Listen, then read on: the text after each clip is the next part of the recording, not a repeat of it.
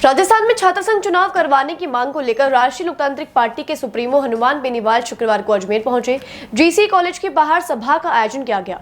बेनीवाल के अजमेर पहुंचने पर कार्यकर्ताओं के द्वारा उनका माला पहनाकर स्वागत किया गया। इस मौके पर बेनीवाल ने कहा कि बीजेपी और कांग्रेस को छोड़कर सभी दलों से गठबंधन के रास्ते हमेशा खुले रखे हैं। आरएलपी का कोई उनसे विवाद नहीं है। आरएलपी सुप्रीमो हनुमान बेनीवाल ने बताया कि 14 तारीख को जयपुर में 1 लाख से ज्यादा विद्यार्थी छात्र संघ चुनाव करवाने की मांग को लेकर इकट्ठा होंगे। फिर एक ऐतिहासिक रैली होगी। छात्र संघ चुनाव जो राजस्थान में सरकार ने बंद करवाए हैं और भारतीय जनता पार्टी ने कांग्रेस से हाथ मिलाकर जिस तरह से छात्र संघ चुनाव को कुचलने का प्रयास किया है और नौजवानों को गला घोटने का प्रयास किया है, आरएलपी उसका पुरजोर तरीके से विरोध कर रही है। 14 सितंबर को आयोजित रैली का आमंत्रण देने के लिए जोधपुर से इसकी शुरुआत की है और आज अजमेर में यह कार्यक्रम आयोजित किया गया है। बाकी के कार्यक्रम अलग अलग जिलों में आयोजित होंगे। बड़ी तादाद में 14 सितंबर को छात्र और जवान पहुंचकर कांग्रेस के सरकार को झुकाएंगे और भारतीय जनता पार्टी का चेहरा भी बेनकाब करेंगे। हनुमान बेनीवाल ने कहा कि कांग्रेस और भाजपा के अलावा तीसरे मोर्चे की अगर किसी ने विपक्ष की भूमिका निभाई है तो आरएलपी पार्टी है, जो सड़कों से लेकर विधानसभा तक छात्र छात्राओं के हित के लिए हर परिणाम भुगतने को तैयार है। बेनीवाल ने कहा कि राजस्थान में कांग्रेस और बीजेपी को छोड़कर अगर कोई दल है, तमाम उन दलों से गठबंधन के रिश्ते खुले रखे हैं, जिसे आरएलपी का कोई टकराव नहीं है। बेनीवाल ने कहा कि मुख्यमंत्री अशोक गहलोत ने बयान दिया कि वसुंधरा राजे ने मेरी सरकार बचाई है। यह सब अंदर से एक साथ है और बाहर दिखाने के लिए एक दूसरे के खिलाफ बयानबाजी करते हैं।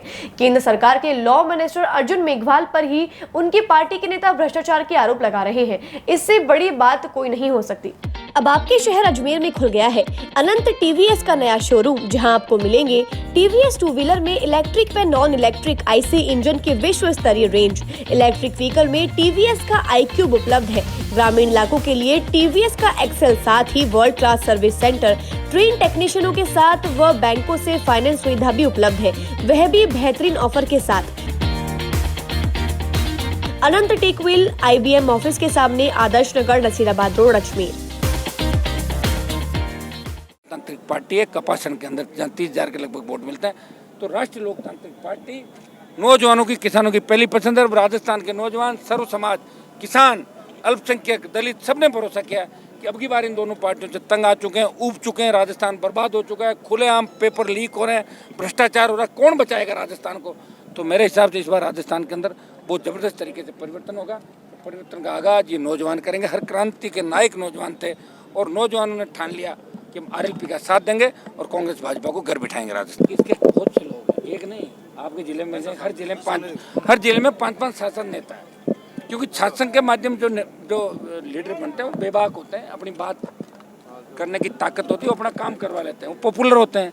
अब मीडिया भी उनको वेटेज देता है, तो उनके बेटों को कौन देगा, बेटियों को कौन देगा? तो इस चीज़ से भी कुंठित रहते हैं। क्योंकि मैं तो रहा हूँ विधायक सांसद, मुझे पता है। और कहते हैं यार यूनिवर्सिटी वाले अलग है, तो वहाँ भी अलग थलग करने की बात की जाती है। तो उनकी कुंठा है, उसका इलाज नहीं कुंठा का कोई, हम इलाज कर देंगे। मैं तो पूरे राजस्थान में मजबूत मानता हूँ ना आरएलपी को। जहाँ मजबूत है वहाँ किस तरह से आप प्रयास करें, जहाँ कमजोर है? पूरा ही प्रयास कर रहा हूँ और जहाँ कमज़ोर हूँ वहाँ भी प्रयास कर रहा हूँ। मैं तो अपने आप को कमज़ोर कहीं मान नहीं रहा हूँ, क्योंकि मेरे पास जो नौजवानों की फौज है, इनकी कोई जाति नहीं है, नौजवान है, ये जवान है, इनकी जाति जवान निकल पड़ा।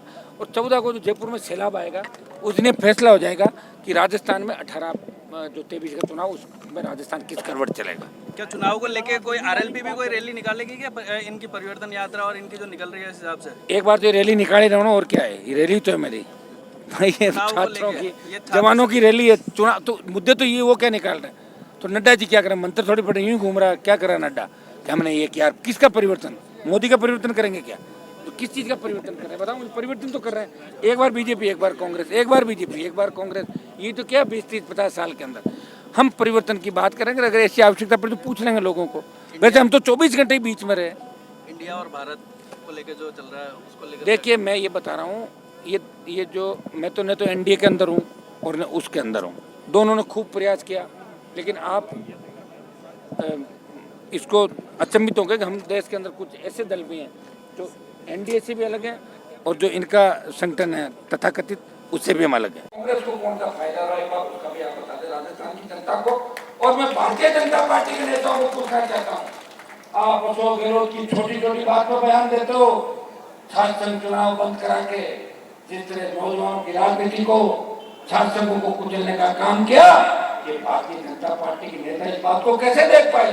लेकिन हुआ क्या था वो भी मैं बताता हूँ। महेश जोशी जो मुख्यमंत्री के सबसे खास है, इनके बेटे पर आरोप लगे थे, आपको जाना है महेश जोशी का पीएचडी के मंत्री, वो भारतीय जनता पार्टी के नेताओं के इतने प्रिय है जितना अशोक गहलोत के प्रिय है। अशोक गहलोत ने जब चुनाव बंद कराए छात्र के, तब ये कहा कि मैं तुम्हारी ड्यूटी लगाता हूँ कि बीजेपी कोई आंदोलन नहीं करे, चुपचाप छात्र के चुनाव बंद करा दो। पिछली बार राजस्थान यूनिवर्सिटी, जोधपुर यूनिवर्सिटी और तमाम जगह निर्दलीय जीते थे। चुनाव का समय कि दोनों पार्टियों का हवा नहीं खराब हो जाए, लेकिन बात पक्की करना, तो बीजेपी के नेताओं ने कहा कि हम तो पक्की बात करेंगे। गहलोत जी, हमने तो आपकी सरकार हमने तो बताई कि बीजेपी वालों ने, क्यों नहीं करेंगे, मिले जुले हम लोग। तो कांग्रेस ने चुनाव बंद कराए और भारतीय जनता पार्टी के किसी नेता का बयान तक नहीं आया। इससे ज्यादा मिला जुले का खेल राजस्थान के अंदर नहीं हो सकता। और भाइयों, तब इस झंडे के साथ निकलना पड़ा मान बेनीवाल को, क्योंकि अगर झंडा नहीं होता ना तो आपको जगह जगह परमिशन और एक सारी परेशानियां पड़ती। ये मेरा झंडा जैसे ही देखते हैं, जिस तरह लाल झंडे को दिखा के ट्रेन रुक जाती है, मेरी झंडी लेना तो अपना सरकार रुक जाती है।